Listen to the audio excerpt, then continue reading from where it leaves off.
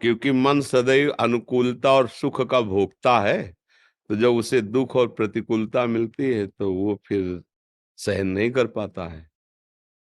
बकाया मन की स्थिति में हमारी स्थिति अगर मिली रही तो ये ठीक नहीं है।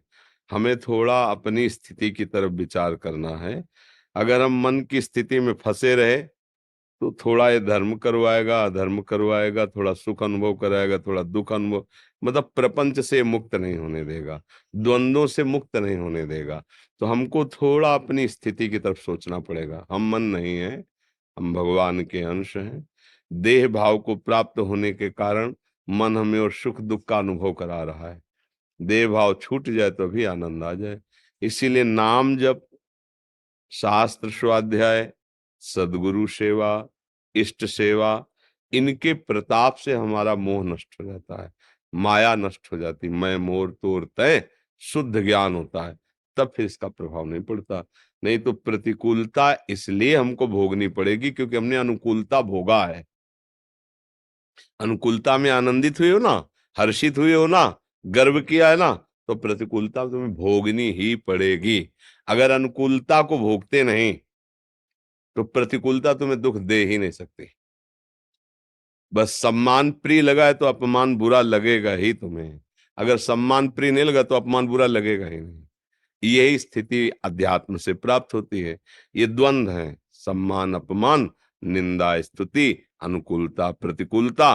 इन्हीं को सहने के लिए भगवान कह रहे हैं, आगमा पाइनो अनित्यास्ता तितिक्षस्व भारत। ये आने जाने वाले हैं, इनको तुम सह जाओ हे भारत। ये सहने से नष्ट हो जाते हैं, सह जाओ। रात्रि थी निकल गई, दिन आ गया है। दिन है फूलो मत, रात्रि आने वाली है। ये क्रम चल रहा है। तो ऐसे किसी सिस्टम में पहुंचा जाए जहां प्रकाश ही प्रकाश है, दिन रात का भेद खत्म, वो श्री भगवान है। सबकर परम प्रकाशक जोई, उनके पास पहुंच चलो तो न दिन न रात्रि, न अनुकूलता न प्रतिकूलता, न सुख न दुख, न लाभ न हानि, हर समय परमानंद, हर समय भगवदानंद। और जी कहते हैं कि उस परिस्थिति में भगवान पर भी विश्वास टूटने लग जाता है। क्योंकि भगवान को माना ही नहीं अपनाना। भगवान को ही तुम्हारे मानने न मानने से है क्या? बस अभी अज्ञान की धरा में है। हमें अनुकूलता दे रहे हो तो आप हमारे साहब हो, अनुकूलता नहीं तो आप हमारे साहब नहीं। तो आपकी साहब अनुकूलता हुई या साहब हुए?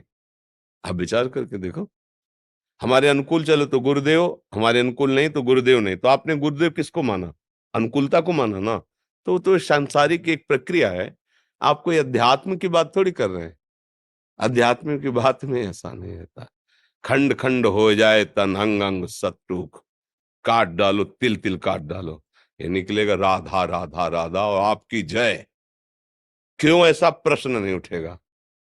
नहीं, मतलब मालिक पर अविश्वास हो जाता है तो अभी धरा ही नहीं बनी। बात समझिए आप। जरूर बुरा लग सकता है कि ऐसा कहते हैं, पर अभी वो स्थिति नहीं बनी जिस पर विश्वास हमारा टिक पावे। इसलिए नाम जप करो, सत्संग सुनो। थोड़ा नींव मजबूत होनी चाहिए। नींव डगमगा गई तो मकान गिर जाएगा। नींव मजबूत, विश्वास की नींव। बट विश्वास अचल निज धर्मा। विश्वास को किससे कहा गया है? उपमा दी गई बरगद के वृक्ष से। बरगद के वृक्ष में एक खास बात होती है, अगर जड़ कमजोर हो रही तो दूसरी डाल से जड़ आ जाती है। वृक्ष का नाश नहीं हो पाएगा, वो 14 जड़ें पैदा कर देगा। हमारा विश्वास है अगर एक जगह डगमगा रहा है तो तत्काल ज्ञान के द्वारा उसे संभालें कि नहीं कृपा है, ये कोई हमारे पाप की, मतलब इतनी बातें हम उसको सपोर्ट में कर दी, वो बिल्कुल फिट हो गया। वो ऐसा वृक्ष नहीं कि उखाड़ के फेंक दिया जाए। बट विश्वास, बट माने बरगद। बरगद कैसा है? अचल। देखो ना बरगद की एक चतुराई देखो, जितनी लंबी डाल होती चली जाएगी उतनी उसमें जड़ें पैदा होती चली जाएंगी, वो जमीन का सपोर्ट मिलने लगेगा। जड़ खत्म हो गई लेकिन पेड़ पूरा हरा है क्योंकि जगह जगह से हो हमारा विश्वास न। ऐसी शक्ति हमें दे न दाता, मन का विश्वास कमजोर हो। देखो लौकिक गानों में है ये। तो हमको तो मांगना चाहिए कि प्रभु देखो मेरा विश्वास रूपी नींव हिल रही तो फिर परमार्थ रूपी मकान बनेगा ही कैसे? नाथ मुझे विश्वास दे।